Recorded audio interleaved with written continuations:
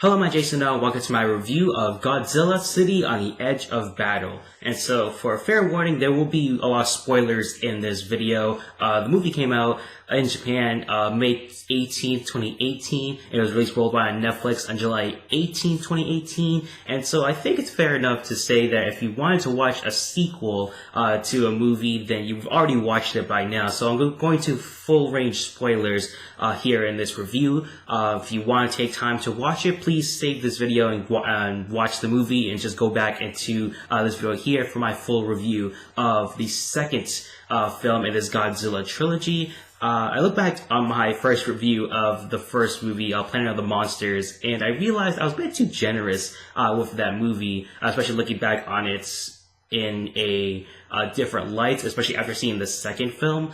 And it really highlighted a big problem with me with these first two Godzilla movies, which will all culminate into what will probably be a better movie since it's the final one in the trilogy, but it really shows the problems of announcing a trilogy where it kind of kills some vibes a bit in terms of storytelling, where these movies don't really feel complete in any sort of sense. They kind of do feel like these episodic sort of adventures, but you have to wait months for the next episode to come out. And so that's a bit disappointing there, because this series has a lot of potential, especially the animation we saw in the first movie, the action sequences. This second installment of the trilogy added more development for the lead protagonist, and some other interesting things going on in the climax as well. However, the animation kind of took a step down in terms of what they're trying to do in the first movie with the colors, the backgrounds, which were all impressive. However, in the second movie, a lot of one location settings and lots of characters moving around from different locations. Nothing really too interesting in terms of background design or anything else of the sort. You have the same team working on this from the first movie, and Gennaro Bucci, as I said in my first review, really stands out as a writer, because when you see his name there's definitely going to be some sort of plot twist, something going on, something more to be expected from this movie. And he did get that at the end with the death of Yuko in the hands of Haruo, and many other things going on. The big theme of this movie especially was humanity. The first one, what you could describe it as revenge, and for this one it's about humanity, and it's mostly about Haruo and his development as a character, where he sort of looks back a little bit, sort of realizing that his actions, his motivations, are they justified in going after Godzilla? Is he putting his friends and his comrades at risk in this mission? Lots of those questions are being asked. They're very interesting questions, and they really do influence the main character. However, the supporting characters around him don't get that same benefits of great character development. Very one-note sort of characters. Yuko especially stands out as a one-note character, just serving a romantic relationship of sorts with Haruo. And I always point her out specifically because she is the one that dies, and you're supposed to get this emotional reaction with the way things are framed and the way the story progresses through that climax scene where she is taken over by the nanometal, being used as a tool to defeat Godzilla. But Yuko, her character wasn't really developed as much for you to care about her as a character, and her death is pretty meaningless. The only thing you really care about is Haruo's feelings, I guess, and his motivations and his feelings towards Yuko, but even then, they're pretty non-existent for the most part. So her death, though shocking and very, again, Urobuchi-like, with Galgu using her as a means to destroy Godzilla, and this whole idea of in order to defeat a monster, you must become a monster. And, again, explain the idea of humanity. Haruo, he wants to destroy Godzilla at all costs, but maybe not at all costs specifically, maybe not too literal in that sort of phrasing there. He does want to maintain the lives of his comrades and his friends, and he was not able to do that with Yuko, and, he was willing to destroy the Mega Godzilla facility in order to save everyone else, but still keep Godzilla alive. And so a very interesting dichotomy there for Haruo in terms of his mission to defeat Godzilla at all costs and reclaim Earth back to humanity, or at least humanoid creatures. However, he's not willing to go all out and risk the lives and sacrifice others in order to achieve his goals. And so that's pretty interesting there for the protagonist, a really interesting protagonists to follow for the third film. However, the supporting characters, as I said before, don't really matter. So if they do die, you don't really feel that emotional weight behind any of it. Another interesting theme of this movie was evolving evolution. We have the new sort of humanoid race that Haru encounters when they reach Earth, the Hotua.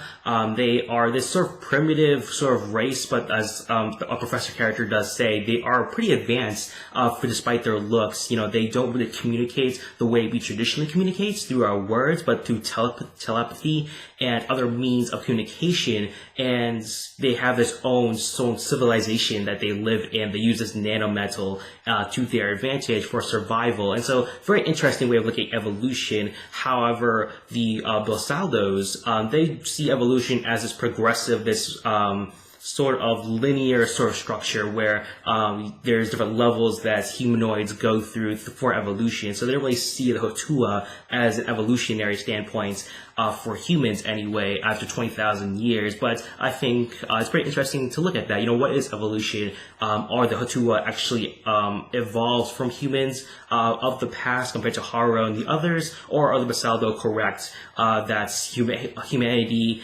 needs to evolve further and further, you know, becoming less human in some sort of ways, you know, sort of emerging themselves in this nanometal. And so a very interesting dichotomy there that is explored.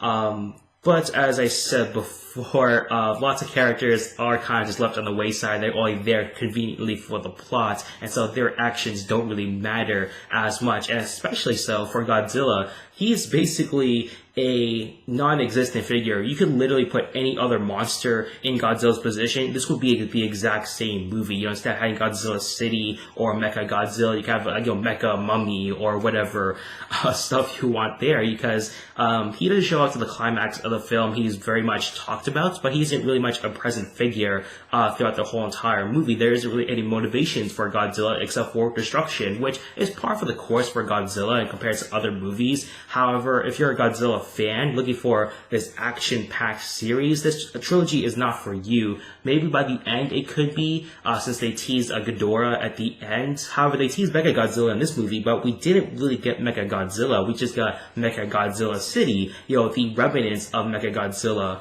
And so I'm not sure if this will actually deliver for Godzilla fans, because this is very non-existent for a Godzilla film. You know, he isn't really a present figure. It's mostly about a human story, which isn't so bad exactly. However, Godzilla isn't really is an active role, active participant in the role of the humans. You know, he is just there and doesn't really play as a distinct character as himself. It could have been any other monster, you know, it could have been King Kong, you know, for all we know, because, you know, it could have been anyone, any monster you can name of, because his role is pretty non-existent. It's really a passive role throughout the whole entire movie. And so for a final grade for this film, I'm gonna give this one a C+ rating, probably the same rating I would have given to Planet of the Monsters. Now that looking back on it, it's pretty generous. As I said before, I gave it a B, but I'm going to bring it back down to a C+, and I'm going to give this movie a C+ as well. Again, good development for Haru as a character, creating a complex character that you want to follow. You know, his ambitions to destroy Godzilla are present, but he still wants to care for his comrades.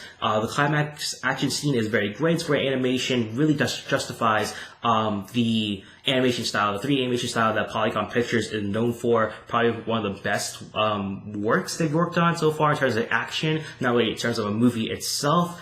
Interesting themes of humanity and evolution are explored here. However, it's mostly just a tease for the final film, Godzilla World Eater, with a possible appearance of Ghidorah, as mentioned by Metaphys, who remains a mystery character. I'm curious to know what this long game is for Metaphys, because he is an important character. The framing shows that, especially by the end of the post-credits scene, and so I'm very curious to see what his character will provide, whether he'll turn against Haru, or he'll help him in some very Deus Ex Machina sort of way. This is barely a Godzilla movie. It's only a Godzilla movie in name only. As I said before, this could have been any other monster and it wouldn't have mattered. It's still within the same story either way. It also follows a similar trend of Godzilla only turning up in the climax, which is explaining why I have these sentiments of why this is barely a Godzilla movie. You know, in the Gareth Edwards Godzilla film, he shows up in spurts here and there, a human story, but I think that was executed very well, where it still was a Godzilla movie, really felt like a Godzilla movie. This one doesn't really feel that way, even the past movie as well, this whole trilogy doesn't really feel like a Godzilla trilogy of sorts. And, you know, nothing else really stands out animation-wise. The 3D action stuff is really good, but also nothing else really stands out. The Hotua, their civilization, their colors are really interesting in terms of showing them as a peaceful civilization, but other than that, it's bland backgrounds, nothing really else stands out animation-wise. And so what did you think about this movie? Put your thoughts on the movie in the comment section down below. Also make sure to like, share, and subscribe as well. And subscribe, make sure to notification bell so you get notified when I post videos on this channel.